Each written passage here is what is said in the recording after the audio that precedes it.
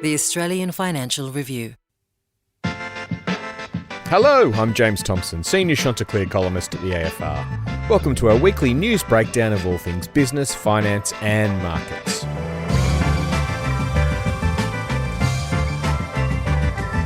With me today, as always, is my Chanticleer colleague, the Anthony without the clifftop holiday house and the ocean views. It's Anthony McDonald. How are you, Anthony? Still battling, James, but very happy. Thank you.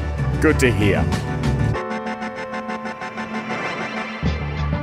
Well, this week we look at what the Prime Minister's clifftop house purchase really says about the Australian housing market. We ask whether banning those pesky card surcharges will really mean lower prices. And we take a question on first home buyers and housing affordability.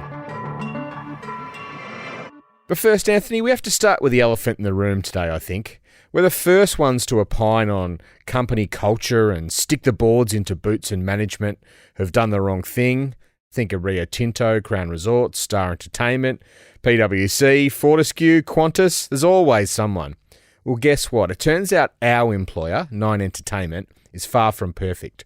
The board commissioned an independent report following widespread complaints about bullying and sexual harassment earlier this year, and a 62-page report came back this week that revealed widespread abuses of power, bullying and harassment, particularly in Nine's broadcast business.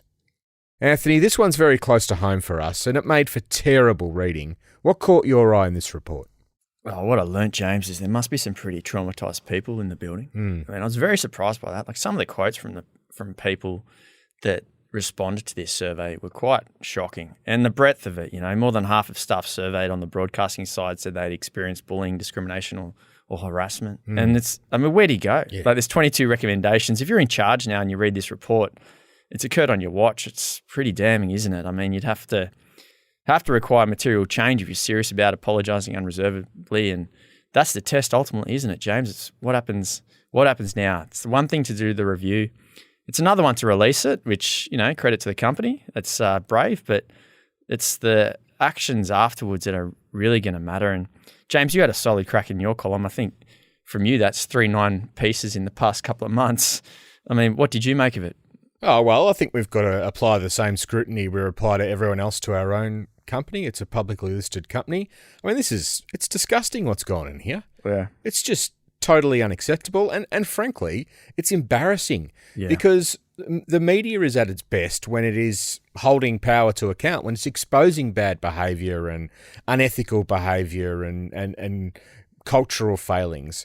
And now we're the pot calling the kettle black. We look ridiculous.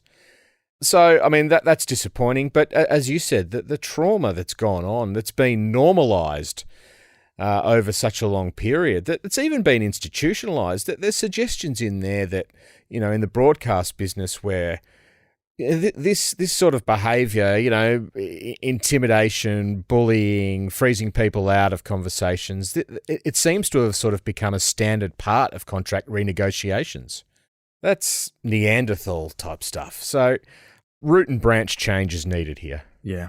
It's really difficult for Nine, though. We've got an acting chief executive in Matt Stanton, who, alongside Catherine West, the chairman, promised wholesale change yesterday, but it was an anonymised report. You can understand why that approach has been taken to, let these issues come out in their fullest form. But it means that we're probably months away from action. Yes, there's 22 recommendations that are going to be put in place, but what's the action look like on the shop floor? What does the change look like in the next couple of months to really reassure staff that this has been taken seriously? So, as you say, it's what happens next that matters, but this is a real stain on Nine, and it needs to be seriously dealt with and fixed so it doesn't happen again. People shouldn't feel unsafe when they come to work. It's a basic right, and it's just so disappointing. Let's hope the change begins pretty quickly. And Anthony, while we're on the topic of culture, one of the ASX's regular punching bags, Star Entertainment, took another hit this week when the New South Wales casino regulator ruled off on its second inquiry into Star. It fined the company $15 million. It made some fresh demands. But Anthony, did Star come out of this looking all that bad or not so bad or even perhaps less bad or more bad than we thought? Well, James, it was one of those sort of buy the rumour, sell the fact type situations, I think. Like Star had self-immolated so badly, in the lead up to and during the inquiry that really there was not a lot left for New South Wales' casino regulator to do. I mean, absent stripping the licence, which it didn't want to do, there wasn't much left, like Star's chairman was gone, the CEO was gone, the whole management team had pretty much cleared out. The board had vowed to refresh. New management was hired, new remediation plans drawn up. Come report day, I mean, that $15 million fine, which was, it's a lot of money, but it's not in the context of these sorts of things. And the regulator said, okay, you can have one last chance. So, I mean, if we wanted wholesale changes, it was a bit of a letdown, this one, James. I mean, yeah. But who would have thought you could kick so many own goals that you end up winning by the mercy rule? When the decision's made. So Star Sydney lives to fight another day, James. It has until March 31 to get its act together. The regulator said he may extend this special monitor that's inside Star maybe one more time, give it till say June 30 next year. But after that, Star's either got to be fit to have the license or not. And let's be clear, James. Star got through this one. Like I said, there'd been so much change in the lead up to it. It had been so dramatic. Got through this one. But what even the regulator repeatedly said on Thursday, James, is Star is not out of the woods. It is far from being out of the woods. It has a long list of issues, James, like longer than Spider ever its arms. It has so much has to go right for it in the coming 12 months for it to get through this one. Not just on the regulatory front and the remediation, but more near term of the finances, James. I mean, it's out there. It needs to raise money, significant amounts of money, not just equity, but also likely debt. I mean, that's Steve McCann, the CEO's big job, is to get the investors. And the only way he's going to do it is to get more people in its casinos now. And that's the hard bit, James, because it's been trawled through the mud. The consumer, as we know, is softening. It's tough out there. The whole VIP market is just gone. And yet he needs to get more people in the casinos to attract the investors. Yeah. Geez, the regulator, Philip Crawford, was in a really tough position here. You get where he's come out. The Star is down on its knees and kicking them much harder. Yeah. There probably wasn't much mileage in that. But, I mean, close your eyes and think about this. Take the names out of it. Here is a company shown to be unsuitable to hold its license, not once, but twice. I mean, another last chance. Yeah. In any other industry, in any other field of the community, you'd be saying, no, that's not how life works. No way. But here's the real politic of this. Star's too big to fail. The government needs the tax revenue. The City of Sydney needs the employment. And so here we are with a regulator giving another last chance. Like, how does that work? It's absolutely bizarre, but this whole story is bizarre. I mean, yeah, as you say, Steve McCann's got a huge amount of work in front of him, and I still don't know whether you can be sustainably profitable running a clean casino. Still not clear to me. In fact, all the evidence points to the opposite. So let's see where this turns out. Yeah, James, you're right. It's the 9,000 jobs. That's what kept Star in the game here in Sydney. I mean, the regulator just didn't want to be responsible for those 9,000 people losing their jobs, right? And that's pretty powerful. Yeah, absolutely. Well, Anthony, let's move to our first big topic. Now, property is known as the Great Australian Barbecue Stopper. But this week we got a property deal that not only stopped the barbecue, but it closed the esky and got the kids out of the pool.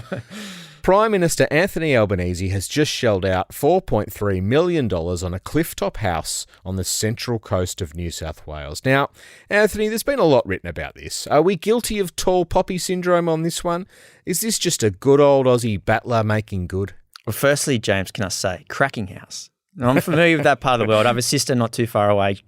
It's a great spot. I mean, she's not clifftop or beachfront. She's a bit further north. But, I mean, if I had $4.5 million and was looking for a holiday house, I mean, that one would be a contender. It's a cracking spot. It's a beautiful place. Anyway. Well, didn't know we were getting into grand designs here, but I like it.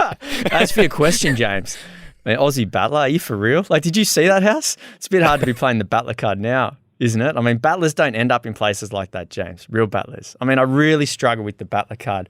As soon as young Anthony Albanese, I know he grew up tough, but as soon as he goes to university, gets himself educated, gets a good job, gets into the system, I mean, for me, that's where the battler bits ends. If you're buying investment properties and stuff, I mean, the battler days are well behind you, aren't they? And surely that relatability for Mr. Albanese, it's not going to ring as true as it once did, right? And it especially doesn't ring true when, I mean, he's already got the most stunning address in Australia to live in, the most privileged location. So Kirribilli House is the Prime Minister's residence in Sydney. I mean, that's his home for now. He's also still got his actual home in Marrickville in the inner west. And then you buy this. So it's either a holiday home you're never going to use because you're lucky enough to be Prime Minister, or it's a place you're going to retire to. I mean, I've got nothing against people doing well, James. We are the Chanticleer. We are Chanticleer, right? We celebrate success. Yeah. And look, there's plenty of people up there with holiday houses on the Central Coast. There's a few suburbs of them, James. Copacabana, where this one is, McMaster's Beach next to it, James. I mean, summer holidays up there, they're like Sydney private school camps. There's a lot of people that have done well. But right. It's going to be hard to hear Albanese trying to relate to the battlers from here on because, if there's one thing a clifftop house doesn't scream, James, ever, but particularly in 2024, it's battler. Yeah. And, I mean, the political optics of this are, James, fascinating. I mean, do you think, is it a good look for a Prime Minister to buy up big like this at such a time? Like, we're only a few months out from an election. Yeah. How's the timing here? I mean, if Albanese wins the next election and then buys a clifftop house, you sort of go, okay, right, that's more palatable timing. But doing it ahead of an election that's going to be fought on housing in no small part, geez, it doesn't look great, does it? But look, I mean, I get the tall poppy argument that we do like to cut people down. But where I sort of differ on this, Anthony, is think about Albanese. Mm-hmm. Now, I know lots of people, the Labor Party particularly, smashed up Malcolm Turnbull as Mr. Harbourside Mansion. Fair enough. But Turnbull was an entrepreneur, investment banker, business person. He came to politics with a fortune, right? Mm-hmm. Think about what Albanese is. He's a career civil servant. The most high-profile civil servant in the country, of course, now, and very well paid. But he's not someone who's been a business person or made a fortune elsewhere. He's a sort of ordinary wage slave, a very prominent one, but he's a wage slave who's made good. Now, what are the circumstances that allow him to be able to buy a $4.3 million house? Yes, a good wage is important, but really he's been born at the right time. He's a baby boomer. I mean, he's in the second last year of the baby boomer generation, born in 1963. And so he's enjoyed an extraordinary period of house price growth that is the result of low interest rates, that's the result of quantitative easing, that's the result of the pandemic stimulus. Now, there's nothing wrong with that. He doesn't need to feel guilty about it. But I guess he does need to recognise that one generation in Australia has got all those tailwinds behind it, and the next generations behind them, that they don't. So, yeah, Labor can talk about this being aspirational, but there are millions of people under the age of 40 who are going to vote in the federal election in 5 months' time for whom the idea of a $4.3 million beach house is just crazy. I mean, and getting into any sort of property is really hard for them to imagine at the moment. So, to me, I think that's the problem. That's the problem with the political optics. It's not, the politics of envy and tall poppy syndrome. It's what it says to the people who can never reach that goal that Anthony Albanese might have had when he started work. So, Anthony, how important do you think housing is going to be in this election? Very important, James. I mean, yeah, like you said, it's hard to think of a more important issue. It's so core to Australians, really, and we see it all over the Western world, in the UK, the US, Canada. It's a big, big issue. And like you said, James, this one, it's going to cover, housing sort of covers the two big themes. It's the cost of living, right? And core to that is the cost of housing. Doesn't matter whether you're a renter, paying a mortgage, whatever. The cost of housing is a big one. And then the second bit, as you just touched on there so eloquently, is the wealth divide. Home ownership is a huge part of sort of who's feeling wealthy in Australia and who isn't. If you own your own home in Australia, and you have done for a while, you're very, very much more likely to be feeling better about your situation than those that are locked out of the market and still find a way in. I mean, just getting into the property market in Australia has been, the best investment decision you could make, for a couple of generations now. And that's what makes this story electric, James. But, put it this way, if housing wasn't the most important issue heading into this election, like what would be? So if you go through the usual contenders, you got climate change, right? Yep, big long-term one, but it's the sort of problem people worry about when they have somewhere to live and they feel comfortable they've got somewhere to live. Cost of living, this captures cost of living. Immigration and borders, not really this time around. National security, probably not this time around either. Tax reform, nah, we wish. Well, Anthony, except I guess you might say immigration and borders is there, because there'll be a debate about population growth and what it's doing to housing exactly. and housing tax reform. There'll be a bit of a debate about negative gearing and stuff like that. So it does come back to this idea that housing is eating everything. Everything is housing related. Totally. So, I mean, what else could it be? Pension? Not really this time around. Aged care? Reforms underway. Business investment?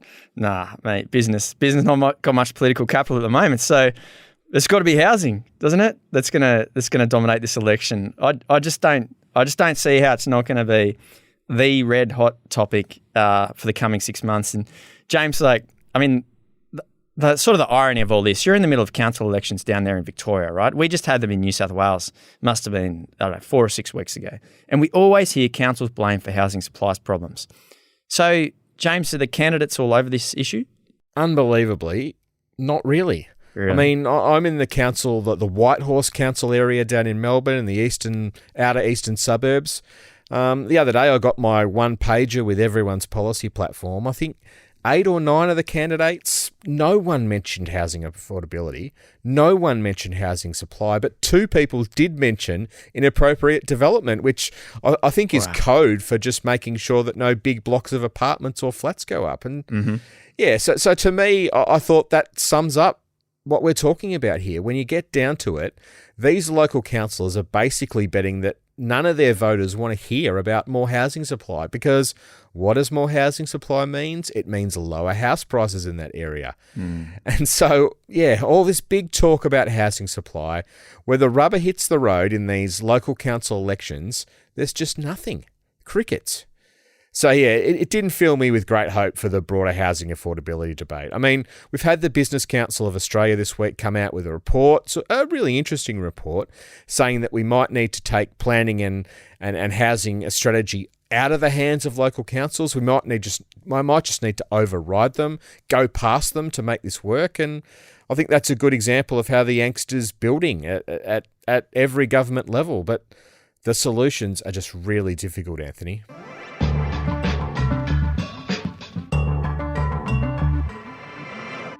All right, James, it's time for our second topic. And the thing Anthony Albanese has been shopping for all year, other than a clifftop house, of course, is someone to blame for the cost of living crisis. Well, this week, James, we've got a new contender. It's those pesky surcharges you often have to pay when tapping your card for a coffee or a sandwich or a haircut. James, these fees seem small. They're, 1.2%, 1.5% of what you spend. But they add up, and the Labor government has made them public enemy number one.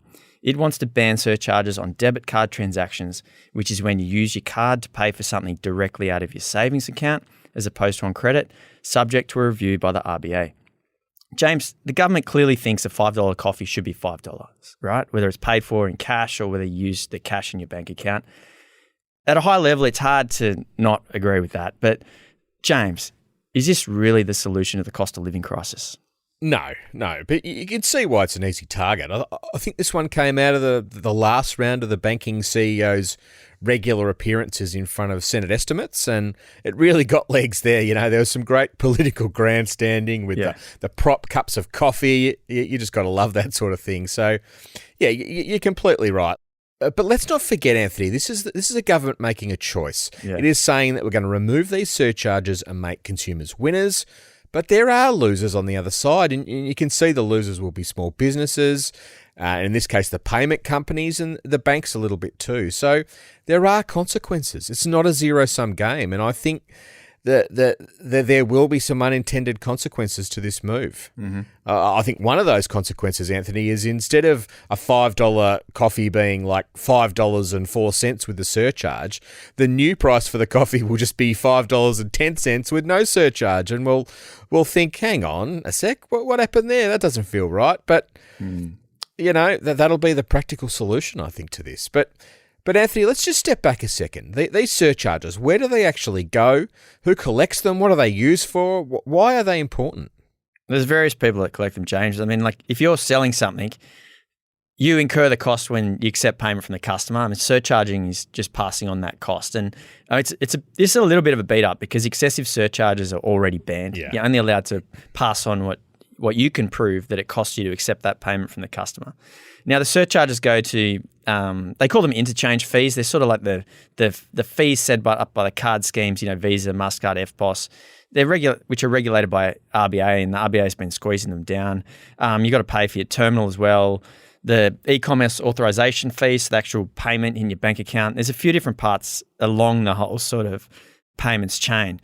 But if you're a business, it's listed on your statement. You have these acceptance fees, they call them, and it splits it sort of by card type. And basically, it's just another bank fee on your statement, and it comes out of the funds they receive.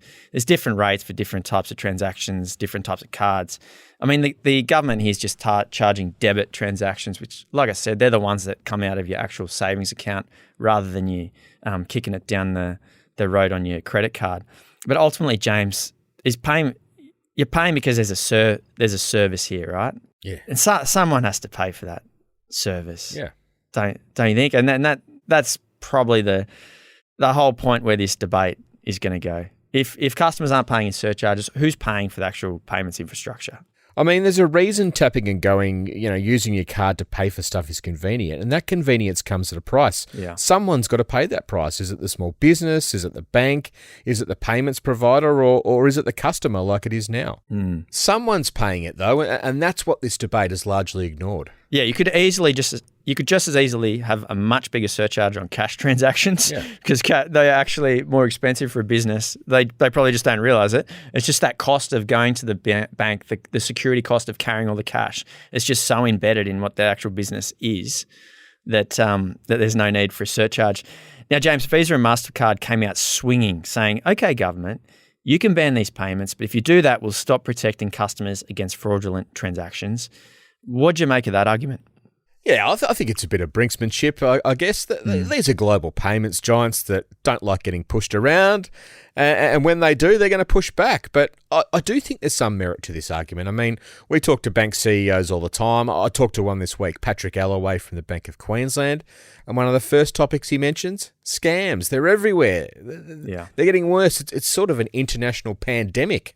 It's at plague proportions. Now, There's ways you can protect yourself against scams and fraudulent transactions. Now, the banks themselves could take on making the necessary refunds. But at the moment, Visa and MasterCard are often the ones that refund for fraudulent transactions. And part of the way they do that is by collecting these surcharges, which also cover a range of security services. So again, you squeeze the python at one point and it pops up somewhere else. This is not a zero-sum game. There's a cost to this stuff, and it does help protect us. So, look, yeah, I think the card giants have got an argument. I don't know if it's an argument that's going to get much traction. I think in the end, probably the cost of this surcharge ban will be borne by, a combination of the business customer, the payments provider, and the bank. And then they'll all find another way to make us pay for it by raising their prices for other stuff. So, yeah, in the end, it's a big merry-go-round and a bit of political grandstanding. But, Anthony, I mean, it's a good example, as you said. Everyone wants to solve the cost of living crisis. Everyone wants to blame someone. But inflation is actually still running above long-term averages. As we saw this week, the job market's still pretty hot, and the RBA's 2 to 3% inflation target still is out of reach. I mean, if credit card and debit surcharges aren't the solution, what is? Great question, James. I mean, if I had the answer to that, I'd be handing the baton to Jim Chalmers and moving into my new clifftop home. I think there's just no silver bullets, are there? Prices are still going up much faster than they should. And I mean, the good thing, I went to a presentation from the RBA's top economist, Dr. Sarah Hunter, this week at the City Conference in Sydney. It was a great conference. And her presentation was all about inflation expectations. So how much people expect prices to go up. in the future. I mean, the good news, she says, is that while prices have been going up faster than they'd like and than we'd all like, people don't expect that to continue forever. So, I mean, so that's good, but right now it doesn't help. And James, we know prices are a function of two things. It's just demand and supply. Like, it's that simple. It's economics 101. Yeah. All the actions the RBA can take, they're all on the demand side, right? So they're trying to take more demand out of the economy. How do you do that? They do it via interest rates. They squeeze the people with the mortgages, which is about 1 in 3 Australians. Problem is you have more older Australians now with more savings. It's actually good for them. So you get a bit of a two-speed thing going on, which we talk about all the time on this podcast, including today, James. But, 65-year-old Kathy and Bill, they've got more disposable income than 25-year-old Jaden and Jazz and their little son, Jason, So it's, but to get the demand out, you got to keep the rates in restrictive territory. That's what the RBA is doing. That's the way they're trying to fight inflation. That's the way they're trying to fight the cost of living crisis. Now, James, that's the monetary policy side. You've got the government side as well. There's the budget response. I mean, they're trying to help out with some of the supply side stuff, right? Like housing, for example. They are trying to build more houses, to their credit. That's going to take years and years to bite, though. So what we also see, though, is the government spending a lot, creating a lot of jobs. That's putting more demand into the economy, which isn't really helping. So, yeah, Anthony, what we need is productivity growth, isn't it? That's supposed to be the solution to all the problems, James. We need tax reform that makes it easy for labour to move around the place. We need more infrastructure. Yep. We need better infrastructure. We need more housing. These are big thorny things. It's not something you can announce, and it's not something you can announce as quickly as a ban on credit card debit card surcharges. It's harder than that. It's uglier than that. It's not as cool to talk about. But we're just getting nowhere on this stuff, Anthony. It's our only way out of it. We've got to be able to produce more for less. Right? Yeah. So the costs, there aren't the pressure on costs that there are at the moment. I mean, the US is much better at this than we are. I mean, the IR laws here make it a lot harder for sort of businesses to do that. But yeah, like you said, we can nitpick on, surcharges and how Coles markets its discounts on Oreo biscuits. But none of those things are going to solve the cost of living crisis. Well said, Anthony. Let's take a break and we'll come back with a great question on housing affordability and your tips for Australia's richest horse race. Back in a sec.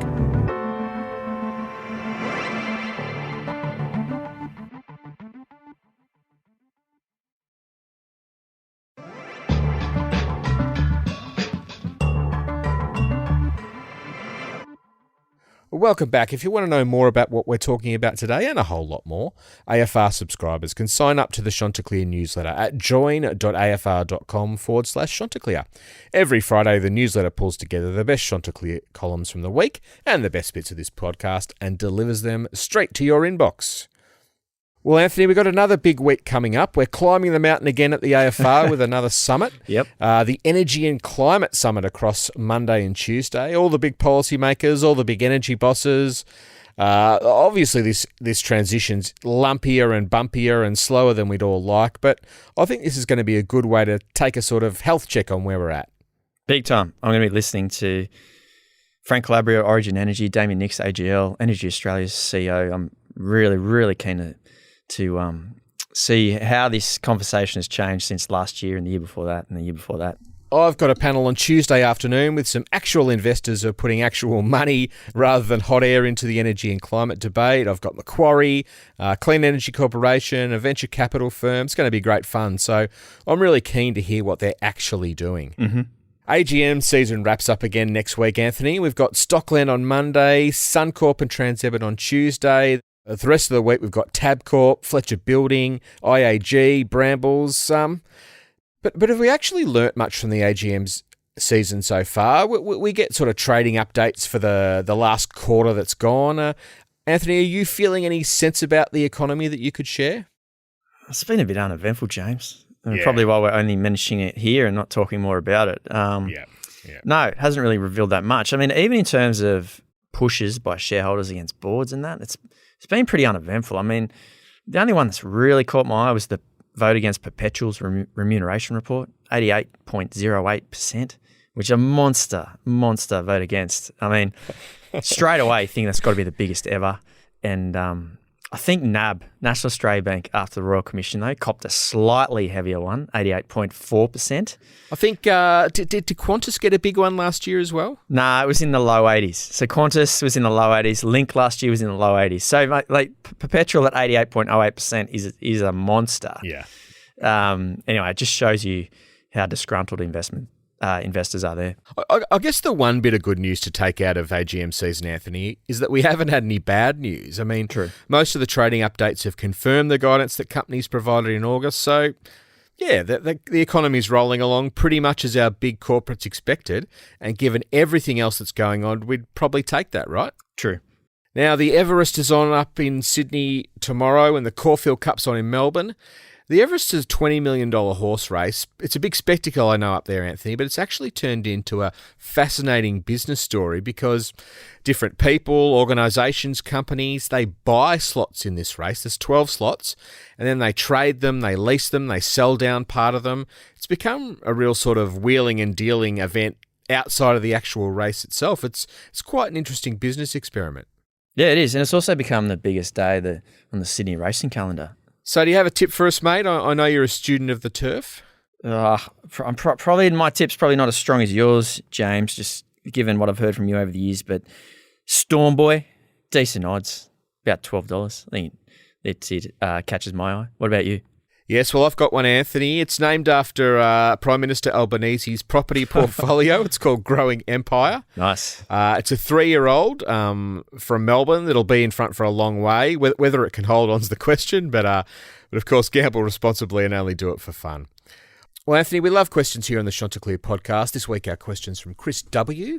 If you've got a question you want to send in, you can email us at chanticleer@afr.com. You can also send us a question in audio form. Just record a voice memo on your phone, include your name and where you're from, and email it to us. So Chris asks, "Hi Anthony and James, big fan of the podcast. I particularly enjoy all things stocks, IPOs and property policy chats. My question is on the topic of housing affordability. Political parties don't seem to be tackling the housing crisis from as many angles as they could. It seems strange not to look at the issue from both the supply and demand side. Should the government be looking at incentivising property investors to sell? They could do this by offering a capital gains tax discount for the sale of an investment property when sold to a first home buyer. This may propel the seller to reduce the price, given the tax benefit at the end, and enable first home buyers a competitive advantage in the market. Thanks, Chris W. Anthony, this is a novel suggestion. We've obviously been talking a lot about capital gains tax and negative gearing recently, and changes in this area are super hard. But does Chris have a point here? Well, James, it sounds to me like the kind of idea that Treasury could look at, maybe just discreetly, like no, it's not something a Prime Minister or Treasurer would have to ask for, but just Treasury in their normal course of business could look at something like this because, at face value, sounds like a good idea. It could help that first home buyer part of the market, which is, as we've talked about, part of the problem in the housing sector. It helps people get in the door of the home ownership. The problem though, James, I guess doesn't really help the overall picture, which is the supply, getting more places for people to actually live. But it could help combat some of that generational wealth effect that we've talked plenty about today. So, mate, there's plenty of good ideas out there. Yeah, I think my main issue with it, Chris, is, as Anthony says, it doesn't increase the supply of houses. It sort of just shuffles ownership from one part of the market to the other. I think I've said before on the podcast, we do need property investors because not everyone wants to or can buy. So we do need plenty of rental stock as well. So, yeah, there's puts and takes in all of this, and I'm not sure it's an idea we're going to see heading into the election, Anthony. But, hey, good on Chris for suggesting something, because our politicians don't have all the good ideas, it seems. Yeah, that's right. All right, Anthony, thanks for another big week. I'm looking forward to catching up with you in Sydney for the Energy Summit next week. Great. I'll see you then, James. Terrific. Thanks for listening. We'll see you next week. If you like the podcast and you want to hear more, consider sharing or giving the podcast a review, as it helps other listeners find us. And don't forget to follow wherever you get your podcasts. At The Financial Review, we investigate the big stories about markets, business and power. For more, go to afr.com and you can subscribe to The Financial Review, the daily habit of successful people, at afr.com/subscribe. Chanticleer was hosted by me, James Thompson, and Anthony McDonald, and it was produced by Alex Gow and Lap Van.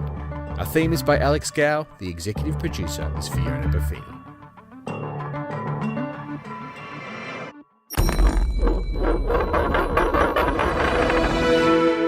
The Australian Financial Review.